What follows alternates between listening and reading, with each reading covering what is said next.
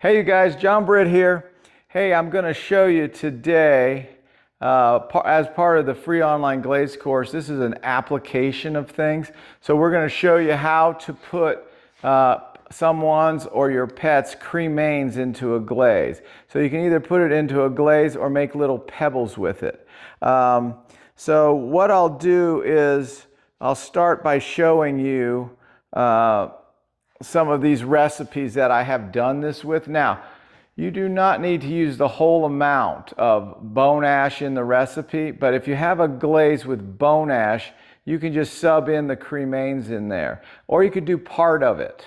And so let me show you here. If you come over here, let me show you. So this is a cone 6 glaze called Magruder, and you can see that the recipe calls for 16 bone ash. So you could substitute 0.1% of the recipe and make it, or you could just do like 6 or whatever. But what I normally put in this recipe is called tricalcium phosphate. That's synthetic bone ash, tricalcium phosphate. But you could use natural bone ash. We used to use natural bone ash back in the 90s and stuff because it gave other things besides calcium and phosphorus. There were like, you know, little trace elements of things. But then the mad cow disease came and they stopped selling it. So a lot of people just switched over and never went back. But anyway, you could do that. Now here is a cone 10 recipe called Steve's Iron Red. And that has 10 bone ash. And here's the recipe.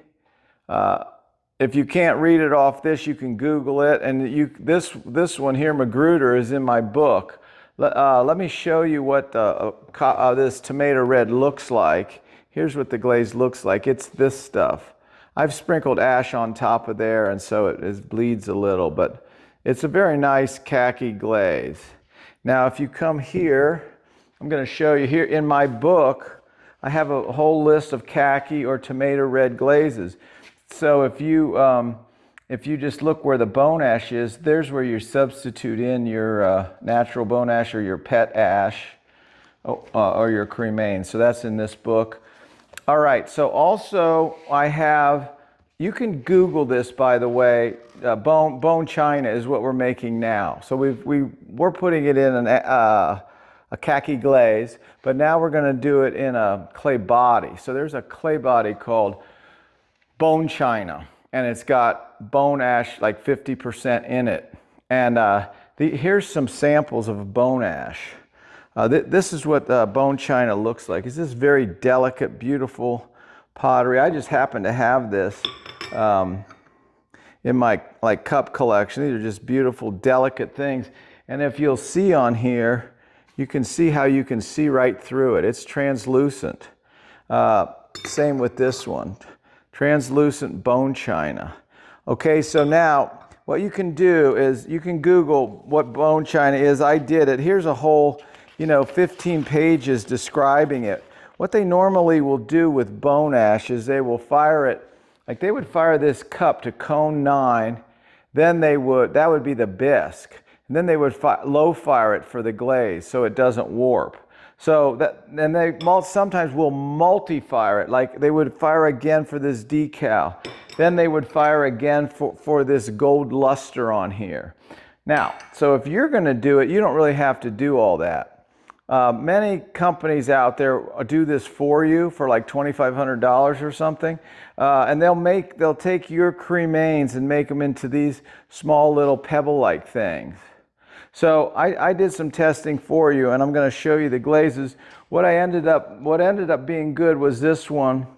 I fired this to cone 6, and it only had a 1.4% absorption. That means you could probably put it outside and it won't decompose.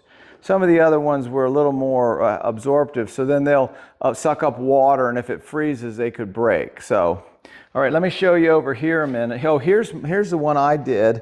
So I'll show you the recipe in a second, but you can see that you can see light through that, and I made it real thin here, and so you see how translucent it is. All right, so what I did, here's a normal recipe for bone china, cone 10. It's usually to 1250 or you know, around 2350. It would all vary, but if your recipe called for Custer, which is hard to get now, so you're going to use Mahavir or you're going to use G200, but you would have 50 bone ash, 25 Custer, and 25 EPK. Now, you can also sub in other clays like Grollig or Helmer or many types of like super standard or standard. There's many types of kaolin, and that's just because they're white. If you could use ball clay, but it won't be as translucent because it's got impurities. And then this one has bentonite. Now, many people will slip cast this, but you may not want to do that if you're making these little stones, because I just form them by hand. All right, so what I did was I took the original recipe and I substituted in Nephsi for the Custer to see if it would melt at cone 6. And it melted, but it had 11% absorption, which is really not good for outside. You want less than 1%. And then I did this one where I put Frit 3124. This worked pretty good. It only had about 1.3% absorption, but it did kind of have, like if you see the size of this, it had a little bit of bleeping on there from it not being mixed real well. So there was clumps of the Frit in there, but I think you could do a better job than I did. You just run it through a sieve and stuff. All right, and then just to see if like people didn't want to keep them outside, you could even just do 50-50 of clay and bone ash. And I did this one with natural and this one with synthetic, and there was no discernible difference. So these are the ones that were regular bone ash and synthetic, and you can't tell the color variation at all. So some I fired to 0.5 and they were fine. The reason these are cracked is because I did it real fast. But you just make them like this. You know, I just roll it out. You can wear gloves and be really good with the ashes, so you're not, you know, getting it everywhere. But anyway, that is our program for today. And so go home and make 100 of these by tomorrow.